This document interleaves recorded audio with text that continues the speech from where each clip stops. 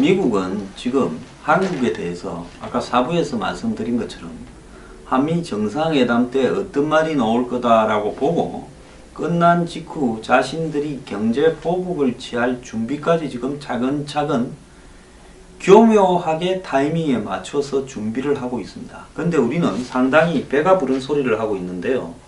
강경화 외교부 장관이 어제 공항에 내려서 첫 일성이 뭔가 하면 코드를 맞춰야 외교부 장관을 할 수 있으니까 그렇게 했겠죠. 북한의 도발에는 강경하게 대응한다. 이건 하나만한 이야기고, 인도적 지원은 정치와는 별개로 북한이 핵을 미사일을 개발하든 말든 계속 해 가겠다라고 이야기를 하고 있습니다. 즉 그는 유엔에 근무하는 동안 인권과 인도주의적 위기 문제에 천착하고 남북 제재와 대화 및 관여를 병행한다는 문재인 정부의 기조와 일맥상통하는 방법으로 이렇게 장관직을 수행하겠다고 말하고 있습니다.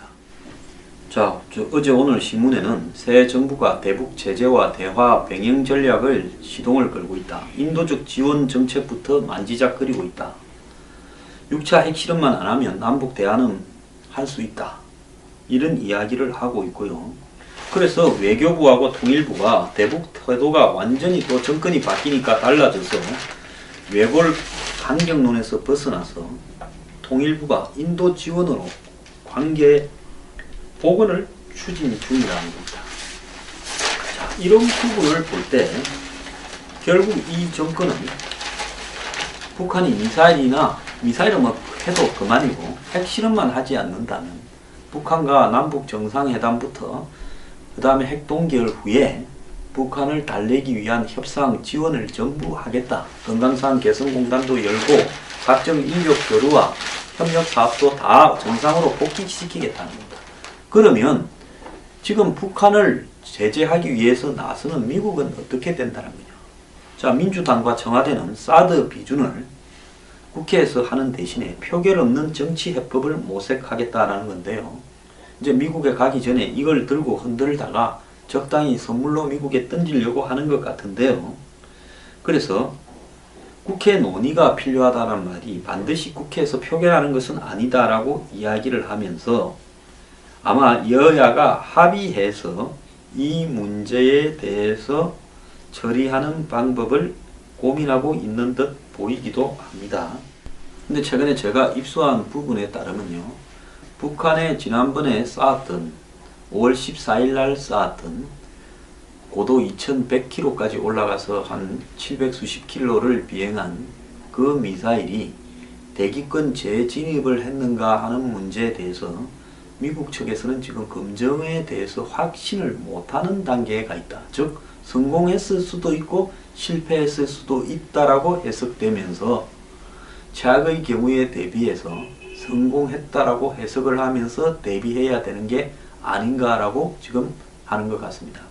보통 기술이 미비하면 대기권 재진입을 할 때 터져버리는데 터져버리지는 않고 내려왔는데 그것이 내려올 때 과연 핵탄두가 암호되지 않고 정상대로 이렇게 진입해서 내려왔는지 내려는 왔지만은 암호되어서 어떻게 되었는지에 대한 마지막 자료를 미국이 지금 확보를 하지 못하고 있다라는 겁니다.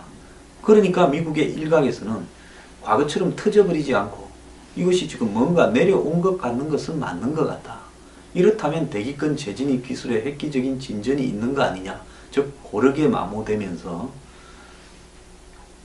이제 그렇게 보고 또 어떤 사람들은 실제로 거기에 핵탄두를 실었을 때 그것이 정확성을 가지고 이렇게 탄착점에 안착할 수 있는 수준이 되겠느냐. 근데 또 되지 않는다는 증거를 또 제시를 못하고 있는 상황이다라고 알려지고 있습니다. 이 상황에서 빈센트 스튜어트 미국 국방정보국 국장, 즉 미국 국방부에 관련되는 모든 군사 정보를 총괄하는 정보기관이죠. 이 양반은 현 상태로는 북한이 미국 본토 핵 공격이 가능한 미사일을 개발하고 알 거라고 그것도 짧은 시간에 경고를 했습니다. 상원 군사위원회에 출석해서 지금 같은 궤도라면 북한 정권은 궁극적으로 미국 본토 위협이 가능한 핵무장 미사일 배치에 성공할 거다라고 이야기를 했는데요. 그러면 어느 시점에 미국까지 타격이 가능한 미사일을 개발할 수 있을지에 대해서도 예측이 불가능하다라고 말을 하면서 이 같은 역량을 필연적으로는 갖추게 될 지금 길목에 서가 있다. 그러니까 기술이 개발되는 수준을 보면 이제 이게 그냥 싹 올려서 뭐 과거처럼 뭐 위성이다 이런 소리를 하는 게 아니라 이제는 노골적으로 바라고 쏘는 것이 실질적으로 이제 몇 번 실험만 더 거쳐가면 실질적인 미국 본토에 핵탄두를 실어서 떨어뜨릴 수 있는 정도까지 되어가고 있다는 겁니다. 자, 이와 관련해서요, 미국의 한 군사 매체는 2차 한국전쟁, 즉 1차 한국전쟁이 6.25면 2차 한국전쟁의 시나리오를 게시했는데 성패는 한미 동맹에 달려 있다고 언급을 했습니다. 미국의 국방 관련 싱크탱크나 잡지나 연구소, 민간연구소 등은 미국 군부가 할 수 없는 이야기들을 사실상 대신해주는 역할을 합니다. 만약에 미국 국방부가 공식적으로 2차 전쟁 시나리오를 만들어서 그 결과를 예측했다 하면 이것이 미국의 호전성을 보여주니 도발을 위한 거니부터 별별 어떤 의혹을 받을 수 있기 때문에 군사 전문 업체, 그러니까 잡지 밀리터리 타임스가 북한 관련 정보 전문가의 견해를 종합해서 미국이 중국의 도움을 받아서 북한의 핵 도발을 멈추려고 하는 시도를 하고 있지만은 이런 외교적 노력이 실패한다면 한반도에 전쟁이 발생할 수밖에 없게 된다면서 이럴 경우 한국과 미군 병력이 대규모 동원되고 전쟁이 수개월 내지는 그보다 더 긴 시간 지속될 거라고 보고 있습니다. 밀리터리 타임스는 전쟁의 상황과 작전을 보여주는 가상도를 제작해서 공개를 했는데요. 이 매체는 북한이 선제 공격을 감행할 것으로 예상을 하면서 침공 첫날 한미 공군기지를 공격할 가능성이 높다고 분석했습니다. 북한군이 심지어 화학무기를 사용할 가능성도 있다고 주장했는데요.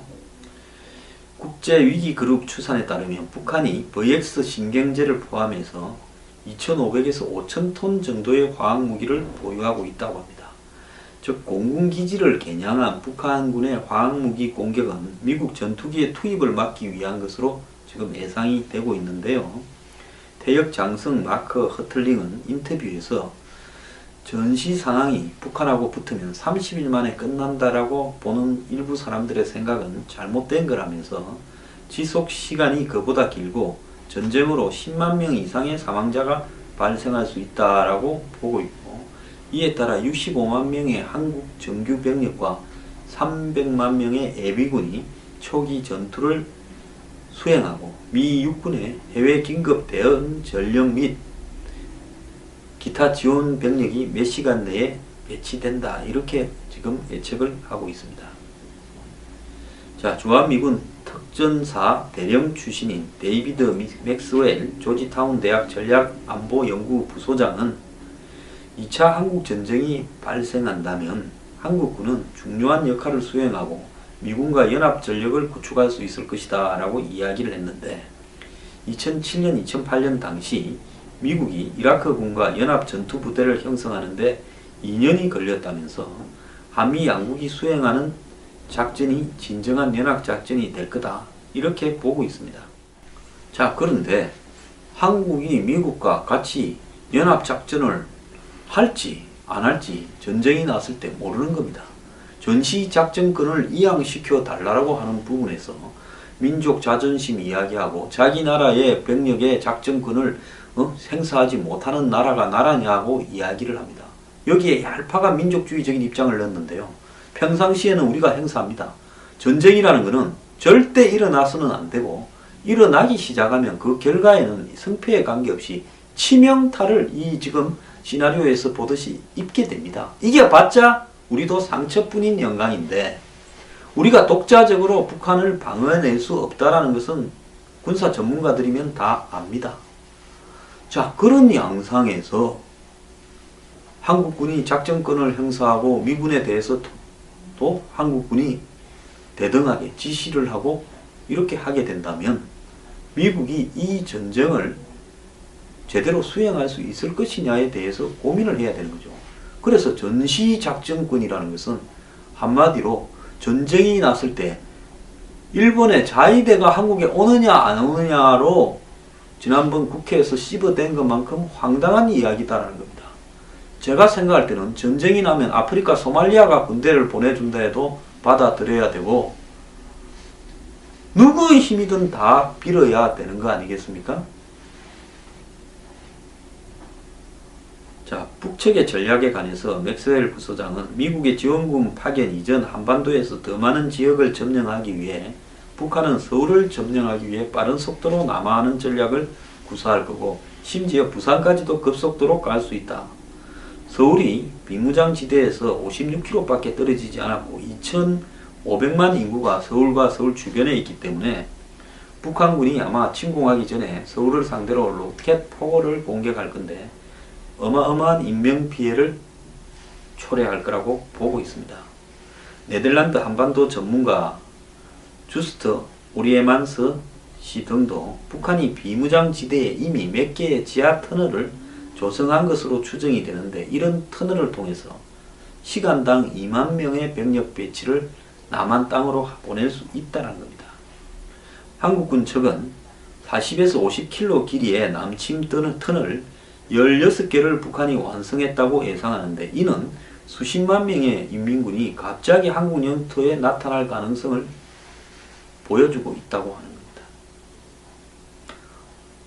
허버트 칼라일 전 미 공군 공중전투사령관은 국제연합군이 북한을 격퇴할 것이라고 이야기를 하면서도 유일한 문제는 한미 동맹군이 어떻게 한국 민간인의 피해를 최소화하고 북한군을 신속하게 제압하는가에 달려 있는데 북한군의 침공을 중단하기 위해서 결국 일본 오키나와 주둔 미 해병대와 함께 3만 명의 해병대원이 참여해야 된다면서 북한군의 공격을 저지하기 위해 한국 동부와 서부 해안을 통해서 일본의 오키나와의 미군 병력이 이렇게 한국에는 이 속초 정도 앞에 또 서해안으로는 인천에 상륙을 해서 한국군을 지원한다는 겁니다.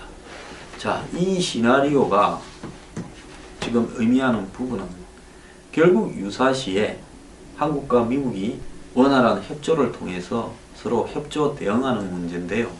전시작전권 이양하고 북한과의 한마디로 대한이 협상이니 경강산도 개성공단 재개니 인도적 지원이니 하면서 이 대열에 이탈하면서 애를 먹이고 미국이 거기에 아까 말한 경제 보복으로 맞서고 이렇게 되어가면서 불신이 극대화된 상황에서 전시작전권까지 이양받아가서 한미연합사령부가 해체되고 유엔군 사령부도 해체된 상황에서 한국이 위기에 몰렸을 때 미군 와서 도와주시오 했을 때 서로 원활한 조기 대응이 될 수 있겠는가 하는 부분에 대해서 사람이라면 생각을 좀 해보길 바랍니다.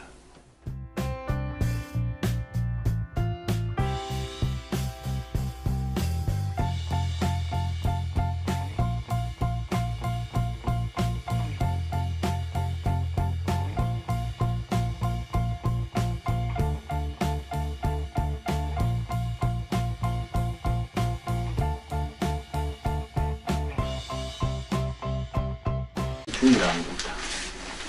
자, 이런 부분을 볼 때 결국 이 정권은 북한이 미사일은 뭐 해도 그만이고 핵실험만 하지 않는다면 북한과 남북 정상회담부터 그 다음에 핵동결 후에 북한을 달래기 위한 협상 지원을 전부 하겠다. 금강산 개성공단도 열고 각종 인력 교류와 협력 사업도 다 정상으로 복귀시키겠다는 겁니다. 그러면 지금 북한을 제재하기 위해서 나서는 미국은 어떻게 된다는 거냐. 자, 민주당과 청와대는 사드 비준을 국회에서 하는 대신에 표결 없는 정치해법을 모색하겠다라는 건데요. 이제 미국에 가기 전에 이걸 들고 흔들다가 적당히 선물로 미국에 던지려고 하는 것 같은데요. 그래서 국회 논의가 필요하다는 말이 반드시 국회에서 표결하는 것은 아니다라고 이야기를 하면서 아마 여야가 합의해서 이 문제에 대해서 처리하는 방법을 고민하고 있는 듯 보이기도 합니다. 근데 최근에 제가 입수한 부분에 따르면요, 북한에 지난번에 쌓았던 5월 14일 날 쌓았던 고도 2100km까지 올라가서 한 700수십 킬로를 비행한 그 미사일이 대기권 재진입을 했는가 하는 문제에 대해서 미국 측에서는 지금 검증에 대해서 확신을 못하는 단계에 가 있다. 즉 성공했을 수도 있고 실패했을 수도 있다라고 해석되면서 최악의 경우에 대비해서 성공했다라고 해석을 하면서 대비해야 되는 게 아닌가라고 지금 하는 것 같습니다. 보통 기술이 미비하면 대기권 재진입을 할 때 터져버리는데 터져버리지는 않고 내려왔는데 그것이 내려올 때 과연 핵탄두가 암호되지 않고 정상대로 이렇게 진입해서 내려왔는지, 내려는 왔지만은 암호되어서 어떻게 되었는지에 대한 마지막 자료를 미국이 지금 확보를 하지 못하고 있다라는 겁니다. 그러니까 미국의 일각에서는 과거처럼 터져버리지 않고 이것이 지금 뭔가 내려온 것 같는 것은 맞는 것 같다. 이렇다면 대기권 재진입 기술에 획기적인 진전이 있는 거 아니냐. 즉 고르게 마모되면서 이제 그렇게 보고, 또 어떤 사람들은 실제로 거기에 핵탄두를 실었을 때 그것이 정확성을 가지고 이렇게 탄착점에 안착할 수 있는 수준이 되겠느냐. 근데 또 되지 않는다는 증거를 또 제시를 못하고 있는 상황이다라고 알려지고 있습니다. 이 상황에서 빈센트 스튜어트 미국 국방정보국 국장, 즉 미국 국방부에 관련되는 모든 군사 정보를 총괄하는 정보기관이죠. 이 양반은 현 상태로는 북한이 미국 본토 핵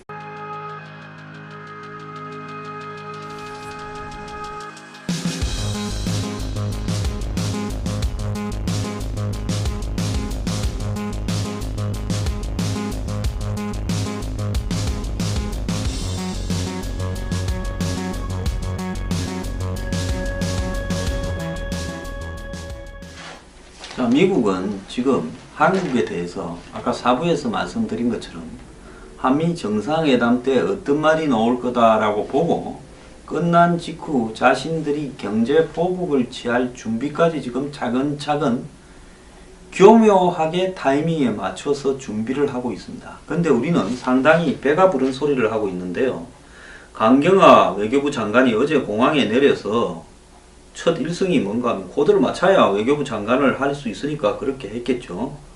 북한의 도발에는 강경하게 대응한다. 이건 하나만한 이야기고, 인도적 지원은 정치와는 별개로 북한이 핵을 미사일을 개발하든 말든 계속 해 가겠다라고 이야기를 하고 있습니다.